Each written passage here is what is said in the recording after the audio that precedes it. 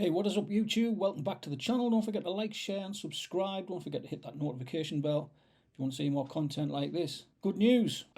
If, like me, you are a massive fan of the original film Sicario that was released in 2015, starring the guy on screen there, Benicio del Toro. It had Emily Blunt in there.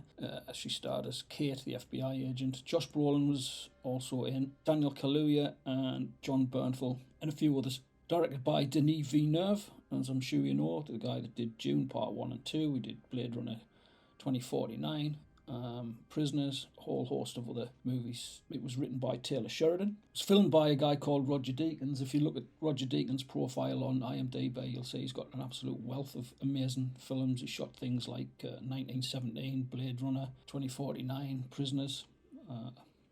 He also did Skyfall, No Country for Old Men. The list goes on and on. The original movie, is currently sitting at a 92% score on Rotten Tomatoes, or Tomatoes. So apparently Sicario 3 is happening. Production's going to continue when the strikes end. I think the strikes have already ended. I'm not sure what the agreement was that they came to, but I'm pretty sure that that's done and dusted now, so everything can get back, hopefully, to normal. However, we're going to get a Sicario 3, which is brilliant news. It's confirmed and will be made once Hollywood strike ends. Producers describing the idea for the sequel as awesome. The third movie is going to centre on Benicio del Toro's character, Alejandro Gilic, who was also known as Medellin, and struck terror into the hearts of many a cartel member. So a third movie in the acclaimed action thriller series Sicario is happening, according to a new report courtesy of The Messenger. Sicario 3 will happen once all the Hollywood strike action officially comes to an end, with producer Eric Lee describing the idea for the sequel as awesome. Lee's fellow producer Basil Iwanek, who I think was a producer on the John Wick movies, and I think he had something to do with the new series on Prime at the minute, The Continental, the spin-off, which is very good. If you haven't watched The Continental, go and watch that. He continued to add to the positivity, revealing that the third outing, which currently has the working title Sicario Capos, will once again centre on Benicio del Toro.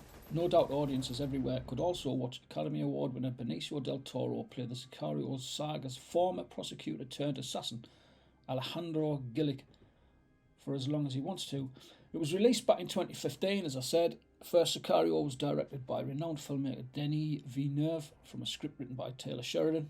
It introduced audiences to a grim and violent world of drug cartels. I think that's a bit of an understatement. It was so grim. If you haven't seen Sicario, the original one, stop watching this rubbish, because this is just all nonsense, and go and watch Sicario and then come back and watch this and tell me what you thought of it, because it'll have you on the edge of your seat for the entire duration of the movie. It's just, you just feel on edge all the way through the movie. It's tense. There's action in it. There's explosions. There's gunfire. There's gunfights. There's Emily Blunt playing a strong, independent female, and just everything about it is so well written. The characters are well written. The dialogue's great. The whole premise is great. Took me, I think I watched it about 5 times before I actually understood what was actually going on. Apparently the CIA can't operate on US soil unless they are collaborating with some other federal governing... CIA is not supposed to work this side of the fence. Some other agency, some other law enforcement agency they have to work hand in hand with in order to do that. So basically Emily Blunt gets duped into working with these guys. They keep her in the dark and just feed her with shit like a mushroom. Anyway, she gets enlisted by a government task force to bring down the leader of a powerful and brutal Mexican drug cartel.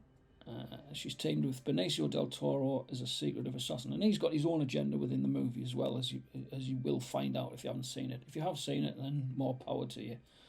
So, will Sicario 3 live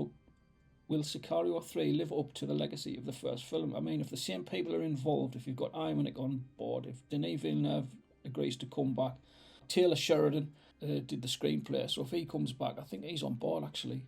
I read somewhere that he was involved with the script, so good news. There's no reason why it shouldn't live up to the first film. No reason on this earth. as long as it's not a cash grab. But I can't imagine it being a cash grab, because the last one was 2018 or 2019, so it's been 4 or 5 years since part 2 was released. So you've had plenty of time to work on it and polish the script and get everyone on board. I hope Josh Brolin returns as well, because I liked his character. The first movie was met with critical acclaim upon release. It went on to be nominated for Best Cinematography. Roger Deakins, again, the master of cinema, and it was nominated for Best Original Score. It won 15 awards, and it was nominated for 157. So yeah, that's quite high accolade indeed. The sequel, Sicario: Date of the Soldado, was spawned in 2018. While it was not as well received, I thought it was still pretty decent film. It was still pretty tense. Del Toro was in there. Josh Brolin was in it as well. It says many cannot wait to return to the tale of Del Toro's Alejandro Gillick and his war against the cartels. Apparently there was quite a bit of controversy. Mexico protested that the movie was giving Mexico a bad name. No, I could say something about that, but I don't think I will. Won't get into any sort of political wranglings. What are we doing? Apparently that was the crack. For his part, Josh Brolin, who portrays CIA officer Matt Graver in both the first Sicario and the sequel, cannot wait to return for a sequel. For a sequel?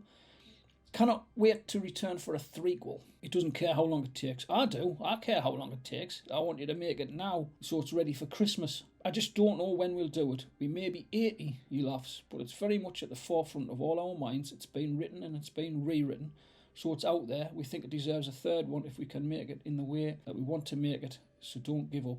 I think that's Josh Brolin being quoted there. So we await the arrival of Sicario. Capo's celebrated actor Benicio del Toro can currently be seen in the crime thriller Reptile. I looked into this as well. It's coming out on Netflix. He plays Detective Tom Nichols. Reptile picks up following the brutal murder of a young real estate agent and finds del Toro's hardened detective as he attempts to uncover the truth in a case where nothing is as it seems, and by doing so dismantles the illusions in his own life.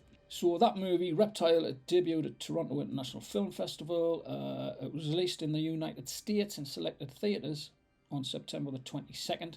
It's due to land on Netflix on September the 29th. As it stands, as I make this video, that is tomorrow, so it's Friday the 29th. And I've already had a look, and it is released in the UK on that date, because sometimes the US and the UK have different release dates. And that's it, really. So we're getting a bit of Del Toro tomorrow in Reptile. And there it is there. It stars Justin Timberlake, and they have to find out who killed Justin Timberlake's wife. Del Toro is the man to do it. But as far as Sicario, do you think it needs a third movie? I definitely think it needs a third movie. I think three and out, that would suffice. Don't stretch it out too much. Let me know what you think in the comments down below. Have you seen Sicario? Have you seen Sicario 2? Let me know. Tell me what you think. If you haven't, go and watch it right now. Turn this rubbish off. I'll see you in the next video. Thanks for watching. Bye-bye now.